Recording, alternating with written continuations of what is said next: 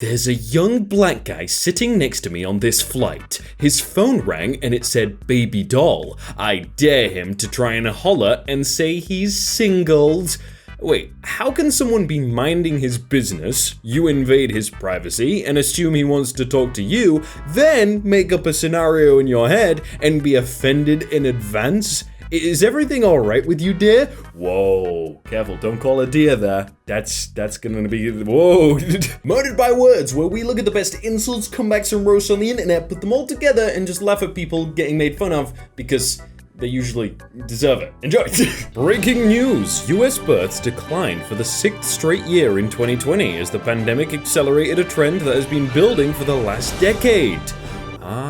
It's almost like if you saddle a generation with massive debt, then hit them with the second economic crisis of their working lives, while simultaneously showing how little your society cares about children or caregiving, they will make choices accordingly. A. Help.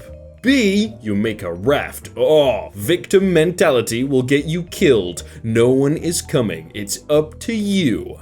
So, ex-sailor here, who's been involved in search and rescue operations and witnessed the aftermath of two different people in different situations, both trying to float in the open ocean on makeshift rafts like this. One died within about 2 days and was already gone when we found her. The other stayed alive for a full 3 days, but the other 3 people who were on his boat with him when it capsized and broke apart, which is the same thing the waves would do to that raft by the way, all died long before we found him, and he was barely conscious, completely dehydrated, and about an inch from death, floating on a piece of driftwood. So, if you are really ever in a situation where you are trapped on an island like this, for Christ's sake, don't go wading into the freaking open ocean on a tiny raft. You will almost certainly die, and if you don't, it will only be because someone helped you. Staying on the island vastly increases your chances of being able to survive on your own.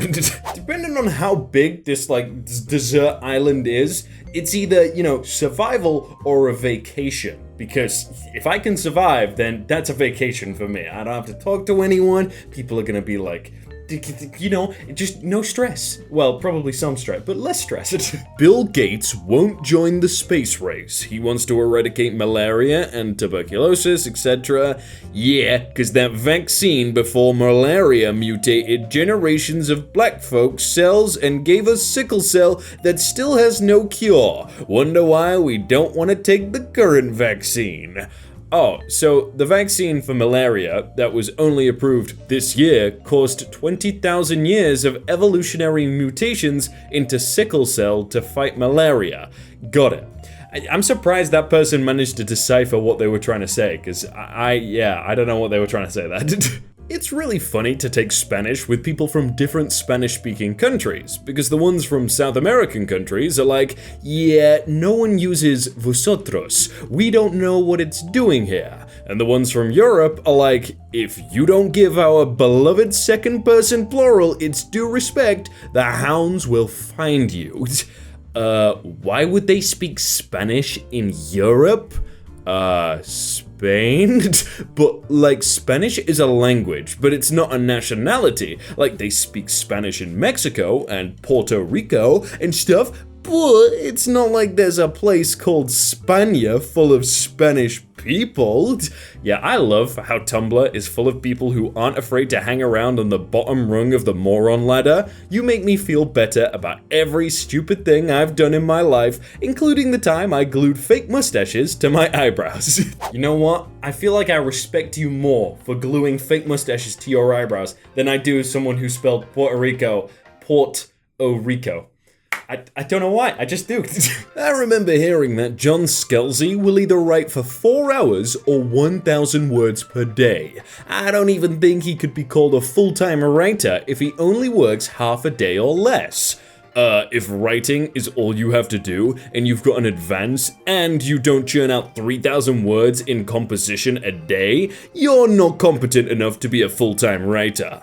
I have what amounts to 3 full-time jobs, and I write more than he does. If it makes these folks feel better to think I'm a part-time writer, fine. In which case, I'm a part-time writer who doesn't have to have another job. That's actually pretty cool. Also, if typing is all you think qualifies as writing, well, okay, that's a choice you can make. And then Neil comes with, I wrote Coraline at 50 words a night.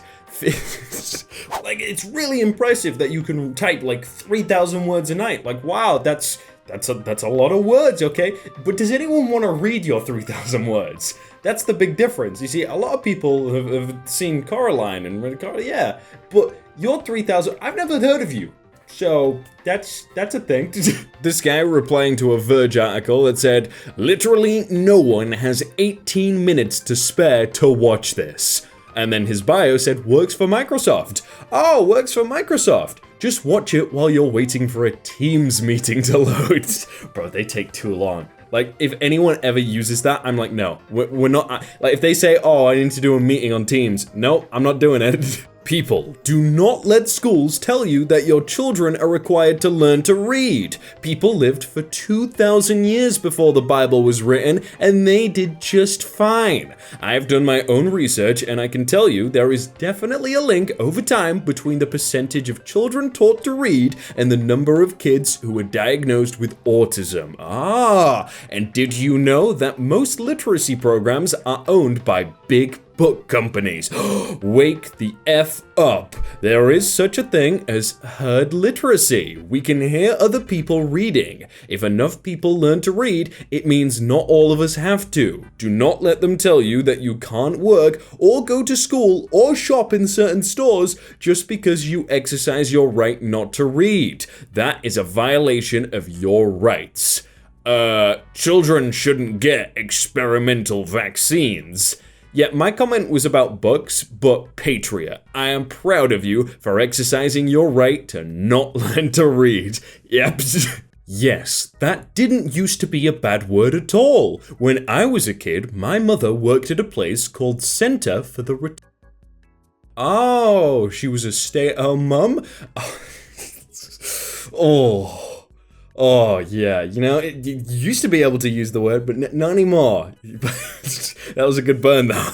Worst example of cultural appropriation ever. LGBT stole the rainbow from God. It's his. He invented it. Gen 9/11/17. Give it back. Yep, one of my favorite things about my Pride Month is celebrating the many achievements of the LGBTQ community. Like when we collectively stole the rainbow from God. Why does this kind of sound like a cool Rick and Morty episode? Like, I feel like I would see this, just random cartoon, just put it in, be like, you know what? We'll steal things that God created. Didn't God create everything? So then, like, if you breathe, he created the air, so technically you're stealing the... I feel like you have to draw a line somewhere, and that line is too gray, you know? Okay, so apparently this is a thread about the phrase, let's get down to brass tacks. Is that some kind of, like, American, like, Southern American thing? I don't know. I've never heard of this expression in my life. I am a native English speaker from Tennessee, if that means anything. Oh, we don't have high expectations for those from Tennessee, so all good. Okay, what we got here? Name these brands. We got Facebook, Lacoste, McDonald's, Volkswagen, Nike or Nike. I don't care. Apple, and then name these plants. We got. They're leaves, dude. They're not even plants. I mean, oak. I guess that one's oak. Is that maple? That one's. That's about it. This slaps you in the face with reality. Oh, we got the blue wizardo who says, those are leaves, not plants, and poorly drawn at that. Yeah, I agree. But going from top left, I'd say maple, hickory, fir, oak, birch, beech. Oh, did I get... I mean, I said oak and maple. They're the ones I don't even know what a hickory plant is. I know what a fir, yeah. Beech, no. I know what birch is, but only from Minecraft, so I've never seen the real leaf. And if the reality is supposed to be boomers can't draw leaves, consider me slapped. Yeah. I mean, who cares? Who cares? Spark the moment with the NBA's special edition VSOP bottle. Ah, ironic since it's not to be consumed while traveling, and that's all they do in the NBA. Oh, both the vaccinated and unvaccinated can spread the virus. Ah, checkmate. Checkmate, right? Well, both I and Michael Phelps know how to swim. You see the comparison? Let's race right now. Elon Musk is giving $100 million to anyone who can find a way to pull carbon dioxide directly from the atmosphere or oceans and sequester it durably and sustainably. Personally, I think $100 million is a bargain. This is a tree. This is what trees do. Wait, does that mean I can just give him a plant and I'll get paid? I think he wants it more efficient than that. Oh, I think this is a reply to the guy earlier who said he had 3 full-time jobs. What amounts to 3 full-time jobs? Alternate translation, his Instagram bio is some variation of CEO, entrepreneur, life coach, meaning he loses money trading crypto and posts generic inspirational quotes on images of lions roaring. Bro, that was so brutal and so spot on. You know how many people I've seen do that? Too many, all right? Too many. Wow, you made it all the way to the end of the video. You know what that means? It means you can click right here for another video or subscribe if you haven't already. That helps. So please click. Thanks.